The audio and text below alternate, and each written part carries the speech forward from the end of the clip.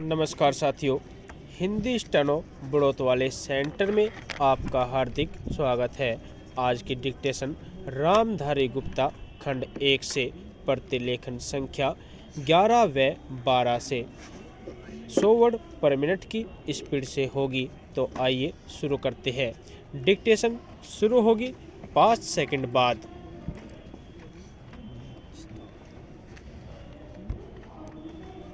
अध्यक्ष महोदय, मैं आपको एक और बात बतलाना चाहती हूँ और वह यह है कि कृषि विभाग को योजना आयोग ने बहुत गलत रास्ते में बिठा दिया है।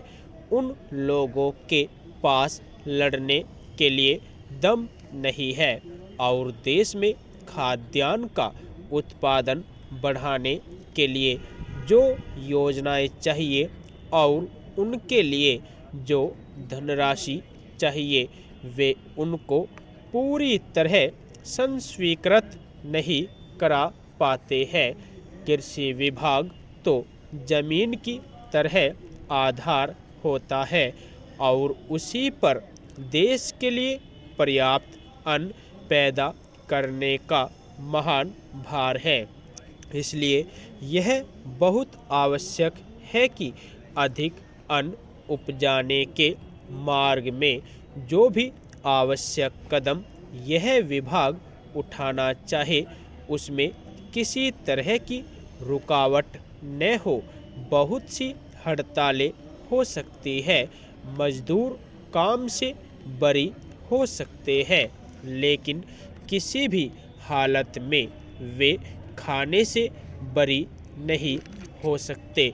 अब हम देखते हैं कि मिलों और कारखानों में हड़तालें हो जाती है, छुट्टी हो जाती है, तो आम काम के दिनों की अपेक्षा लोग उन दिनों में ज़्यादा खाना खाते हैं, ज़्यादा दावतें करते हैं।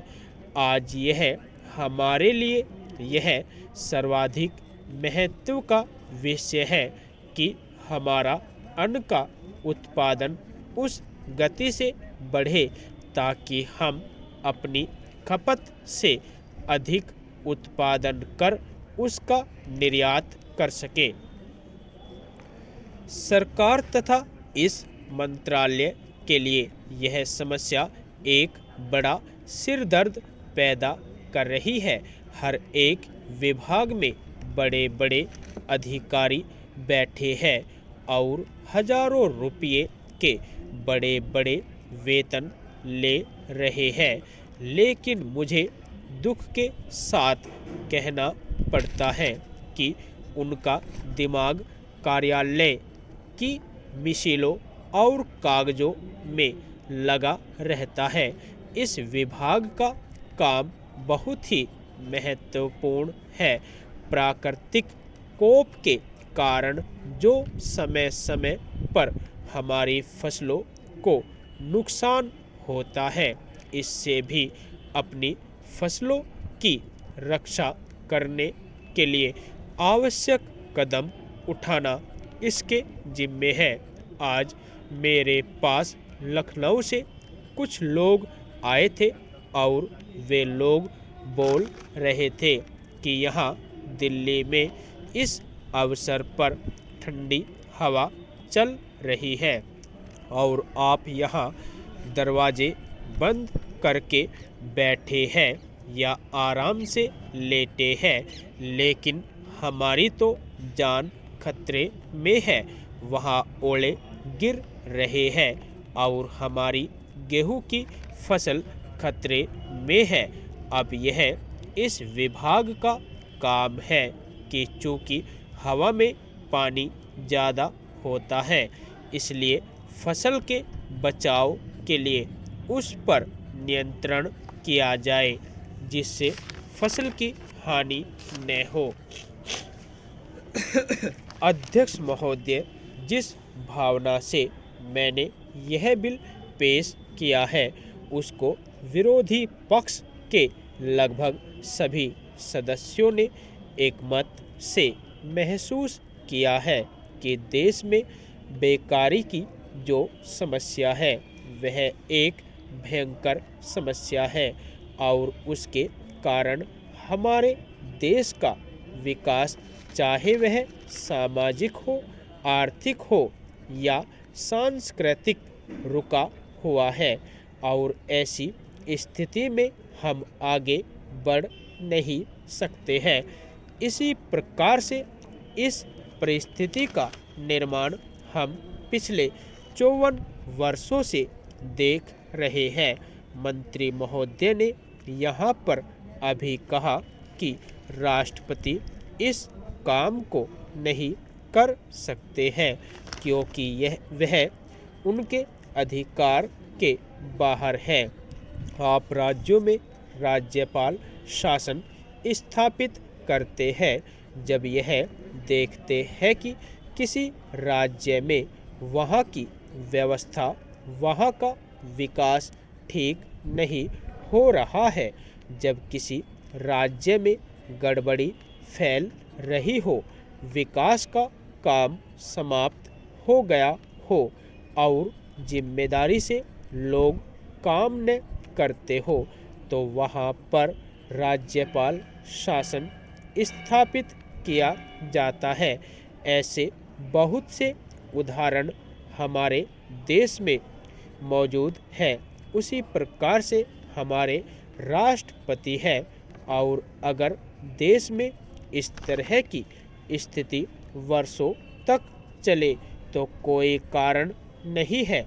आपात के रूप में राष्ट्रपति इस देश की सुरक्षा के लिए, इस देश की उन्नति के लिए जिम्मेदारी अपने हाथ में न ले सके। हमारे भाइयों ने बहुत से उदाहरण दिए हैं कि राज्यों में संयुक्त सरकारें नहीं चली, लेकिन उसके पीछे राजनीतिक हथकंडे थे। अगर कोई राजनीतिक पार्टी जिम्मेदारी से काम नहीं करती तो विधान में यह स्पष्ट है कि राष्ट्रपति शासन अपने हाथ में ले। मैं एक उदाहरण देता हूँ कि संविधान में आदिवासी हरिजनों के उत्थान के लिए प्रण किया गया था कि 10 वर्ष में उनकी सामाजिक तथा आर्थिक स्थिति को सुधार देंगे, लेकिन यह सरकार उसमें भी असफल रही। उसको एक बार 10 वर्ष के लिए बढ़ाया गया और दोबारा फिर 10 वर्ष के लिए बढ़ाया गया। इसी तरह से उसको बढ़ाते जा रहे हैं, लेकिन उनकी आर्थिक और सामाजिक उन्नति आप नहीं कर पाए हैं। इस काम में सरकार बिल्कुल असफल हुई है। पिछली बार सरकार पर अविश्वास का प्रस्ताव भी आया था और वह पास होने वाला था। इसलिए मेरा कहना है कि हमारे देश में यह जो बेकारी की समस्या है वह एक बहुत ही भयंकर समस्या है। यदि आपको डिक्टेशन अच्छी लगी हो तो हमारे चैनल को सब्सक्राइब करें तथा वीडियो को लाइक तथा व शेयर करें।